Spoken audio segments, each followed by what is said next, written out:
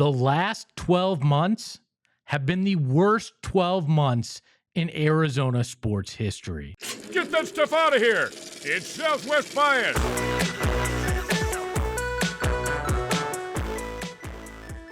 It's Southwest Bias, brought to you by our friends at Branded Bills. Elevate your brand with Branded Bills, the perfect headwear and apparel. Use promo code PHNX for 20% off your first order. Yeah, that's right.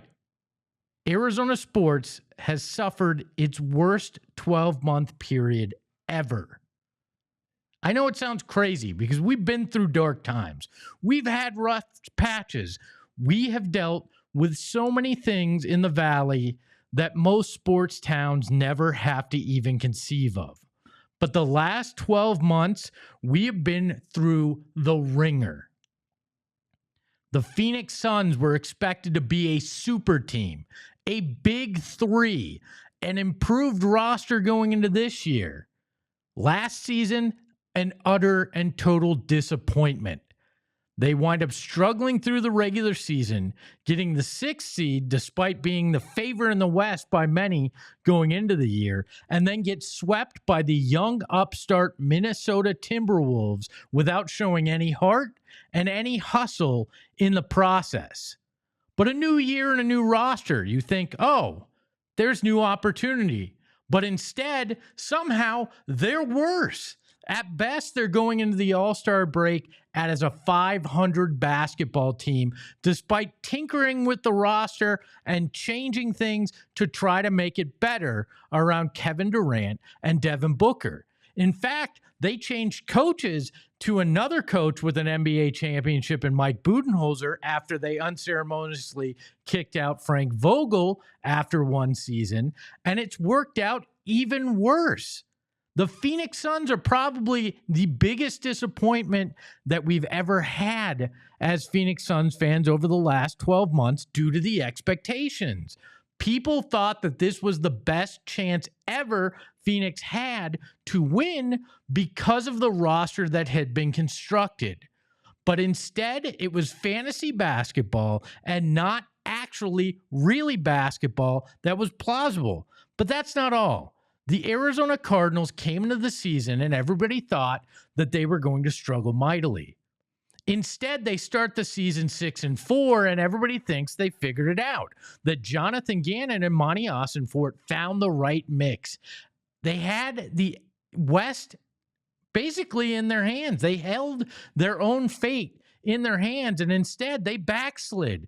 They didn't make the playoffs, and there's questions going into this season as to whether or not they have what it takes to take that next step, in part because there's still belief that Kyler Murray may not be the guy.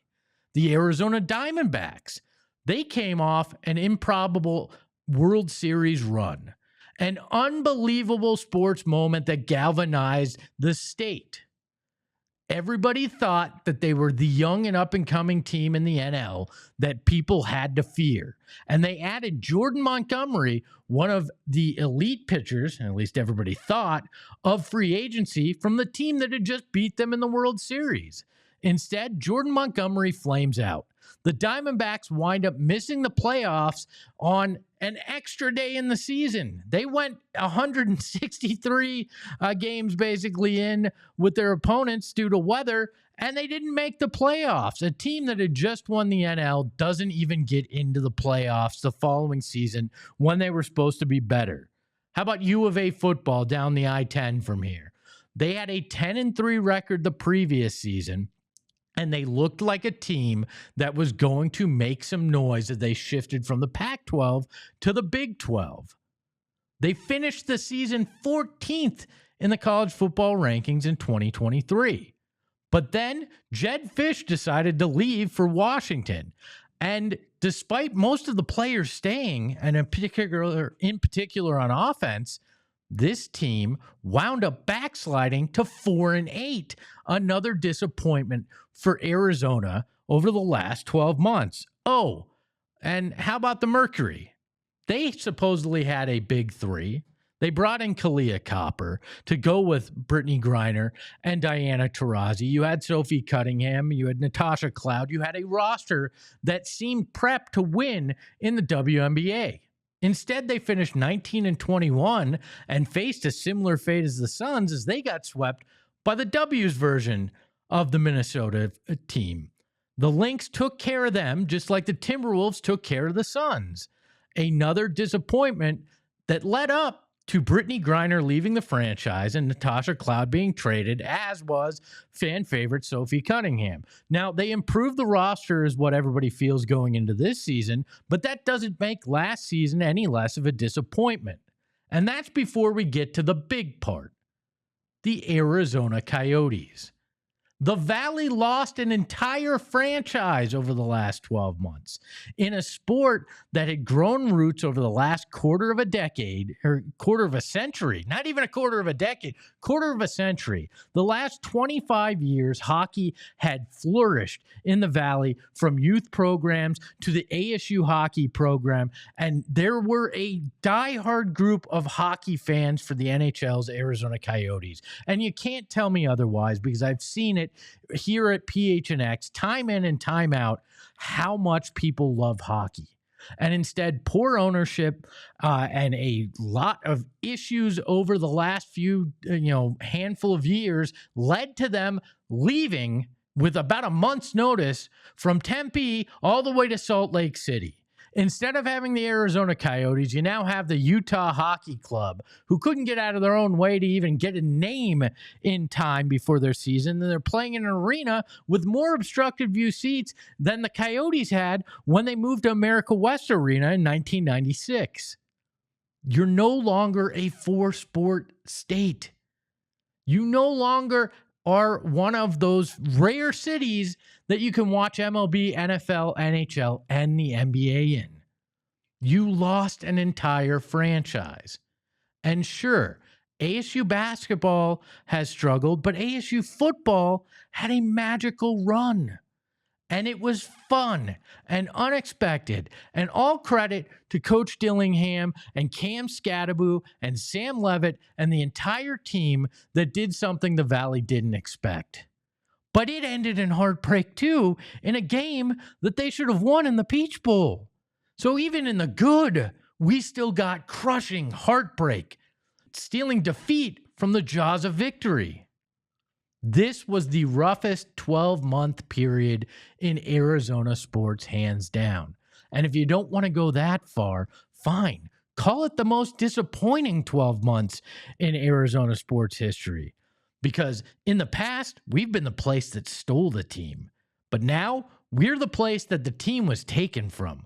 We're the place that had a team in the Suns that had everything going their way, that spent the money that nobody expected them to spend to put together a super team and failed in colossal fashion.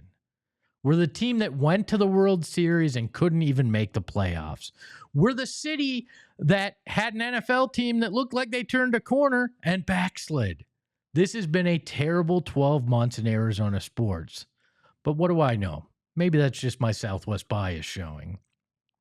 After the break, we are going to talk with a very, very knowledgeable man when it comes to Arizona sports and debate this very topic. But now, a word from our sponsors. I got to tell you about our friends over at Waymo. I love Waymo. It's an autonomous vehicle that is a ride just for yourself. You get a ride in a all-electric Jaguar and go wherever you need to go. And it all happens with the push of a button. You download the Waymo One app and you've got the power of being able to travel anywhere in the Valley. You want to go out to spring training, but you like to enjoy a couple beers while you're out at a game? Don't worry. Call a Waymo. They'll pick you up, they'll drive you to the game, and then when you're done, use the Waymo One app again and get a ride home. It's that simple. And guess what? It's safe. I love it. And it's had over 40 million miles of real world driving experience. That's enough to drive from here to the moon 80 times. Now, we all know you can't drive to the moon, but in theory, that's the distance that you can do. 150,000 trips per week across San Francisco, Los Angeles, and Phoenix. Waymo has you covered. They were the first company to serve a fully autonomous ride with no human being behind the wheel in 2015. They know what they're doing. So download the Waymo One app today and ride today as well. It's just that easy with Waymo. And want to tell you about our friends at Circle K. We are in Studio K here at the PHNX headquarters, and Circle K knows what you want. They got great snacks. They're right here behind me. They've got fantastic snacks. My favorite thing, though, is being able to grab an ice cold Polar Pop when I go to get gas, because there's a Circle K on every corner. If you need gas, become a member of the Inner Circle. You're going to save 25 cents on your first 5 fill-ups, 3 cents after that. When you hit that ESPO level, it's 5 cents per gallon off, and you get great discounts on the snacks and the drinks like I talked about. So go download the Circle K app today, sign up for free, and become a member of the Inner Circle. So I welcome in my guest, Cam Cox from 12 Sports. Cam, always a pleasure to talk with you. Yesterday on Twitter, we had a little bit of a back and forth on today's topic, whether or not this is one of the worst 12-month periods in Arizona sports history. First off, how are you? Thanks for joining me. You having a good day out there? I'm great, Espo. How are you doing, buddy? Everything good? No complaints here. I mean, it's just another beautiful day in paradise. I'll say this. I thought I ended it. I thought I ended the debate. I thought I just told you were wrong, and that was it. Yeah, I just thought you were wrong. That's not the way this works. Unlike being the big man over at Channel 12, here we got rules where we actually are going to discuss it, right? It's not just what Cam says goes, right? That's fair enough. Fair enough. I'm all games. Games. Look, man, you took the stance that it has not been one of the worst 12 months. But let me run through this. The Suns had a super team that finished in a sweep in the playoffs to Minnesota and are at best a 500 team at the All-Star break. The Cardinals, I'll go through all of it, and then we'll go bit by bit through it after that. The Cardinals start 6-4.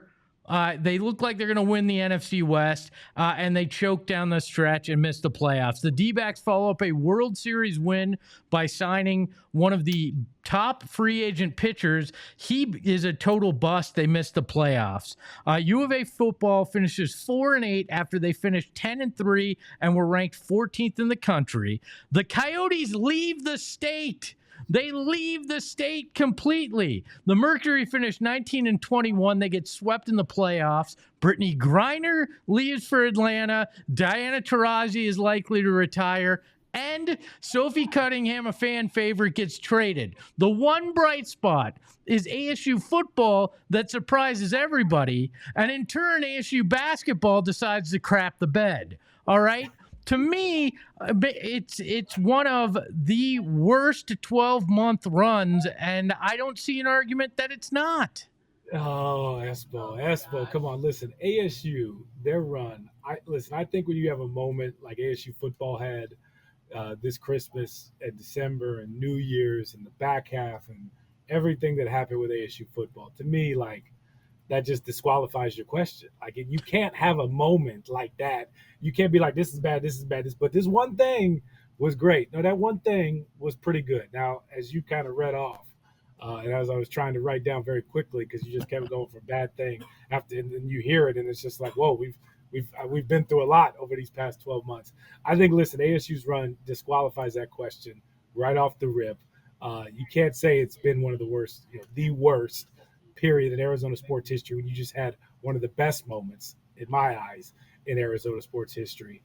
Listen, there's been some dark days around it. I was trying to look this up earlier as I was getting in and out of the car, spring trading expo, like looking when the Coyotes were bad, when the Suns were, in the bottom of the basement, the Cardinals were having like 5 wins, the D-backs were hovering around, 50 wins. I mean, there's been some tough seasons. You go even back, further than that in the late 90s where, You weren't sure what the Cardinals were going to do. I mean, at least they went on some runs, but I think what ASU did, it just disqualifies the question. Now, to your point, it's been some tough times. It's been some tough times, and losing the Coyotes, I don't think people understand how big of a deal that is for a town to lose a sports team the way we do. Now, to be fair, I want to be clear, but we didn't lose the Coyotes; it was taken from us. Just so we're taken from us That's from fair. bad ownership after bad ownership after bad ownership who cared more about real estate than truly investing in a team. The Coyotes were taken from us, and hopefully one day somebody wises up and invests in hockey in this valley, because as we see from ASU all over the place, it works. But there's been a lot of roller coasters since then. The Cardinals were a massive surprise too as well. You thought they had figured something out, and they turned out to be exactly who we thought they were, which was just half better than they were the year before. So we'll see if they can continue that. ASU football was a massive surprise, and their success was pretty cool.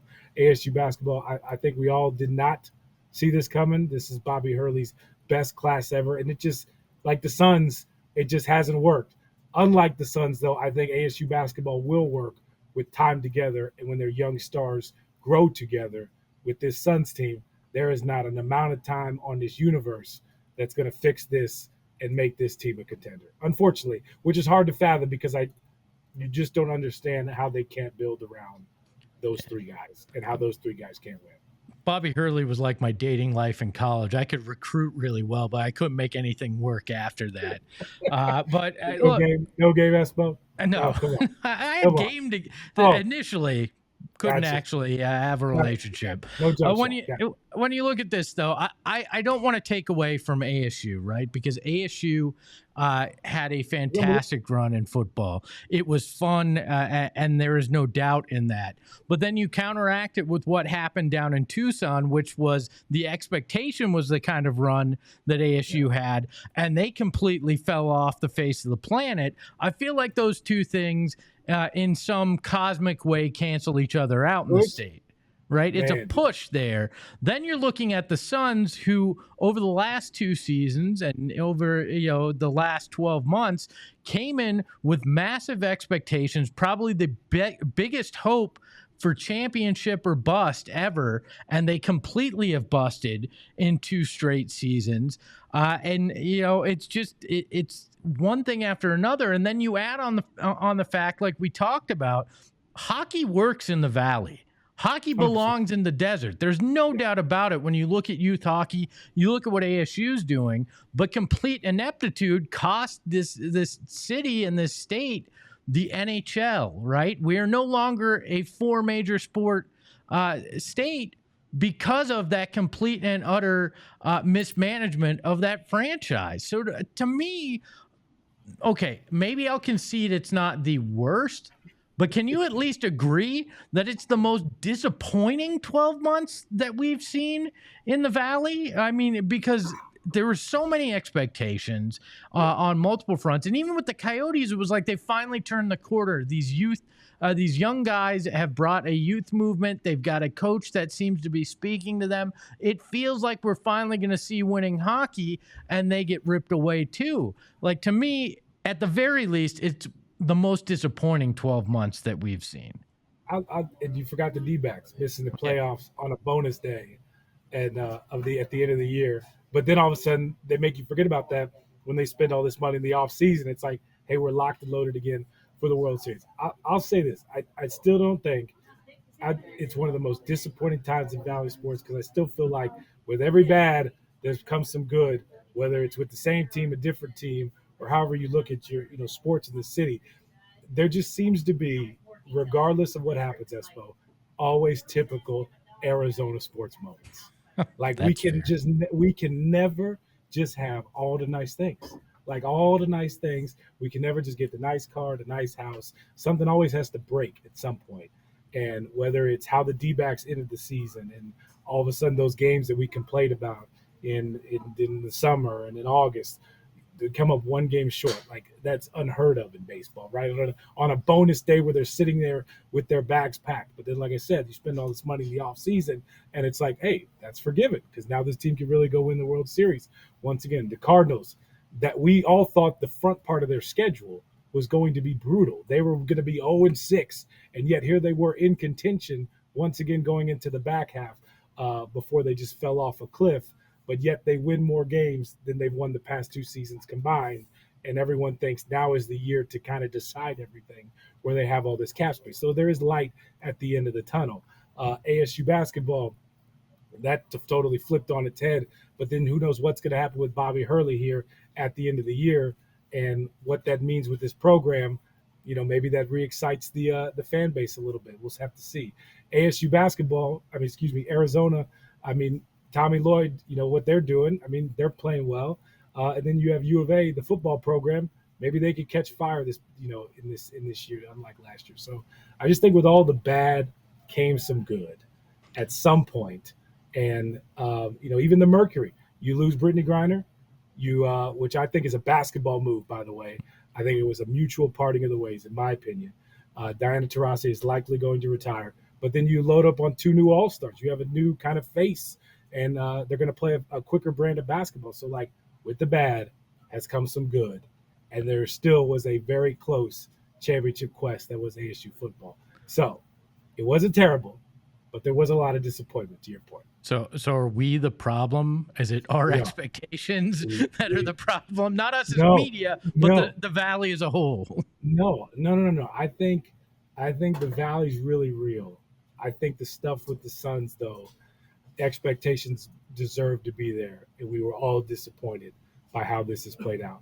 I don't necessarily fault Matt Ishbia, and I caution fans for really getting on him. I fully believe he's making the decisions behind the scenes, but I would much rather have an owner that is willing to try all the things, spend all the money, do all the upgrades, do things for you, the fans in the arena. I would much rather have that than what we've had in the past, or owners that don't do anything or try to cut corners. And this, yes, I'm concerned about that team's future. Yes, this has been a major bust. It's been disappointing, but I'll say this: as long as they got Book, I think anything can happen. Cam, let the people know what you and Lena are doing over there at 12 Sports. What are you got coming up, and what are you excited for? Lena's over there. We got Jake over there. Myself, we're working on some spring training stuff. We talked to Larry, too, as well. Oh, Lena, you want to come in? Come say hi. Say hi to Espo real quick. Oh, there. Oh, you go. There you go. Hi. What's up, Espo? What's up? That's a small frame. So in baseball, Sun stuff, too, as well. Katie reaching 30,000 career points. There's still some cool milestones with this team. We were in Portland when Devin Booker reached that milestone to become the Suns' all-time leading scorer. So, again, they didn't win those games. Bad with the good.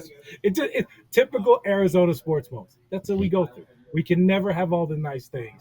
I look forward to the day when that can happen. Is it ever going to? I don't know. He is Cam Cox. You can check him out on 12 Sports and the 12 Plus app, and he's always allowed to be wrong here on Southwest Bias. Thanks, Cam. Just what you're telling me, I'm wrong. I appreciate that.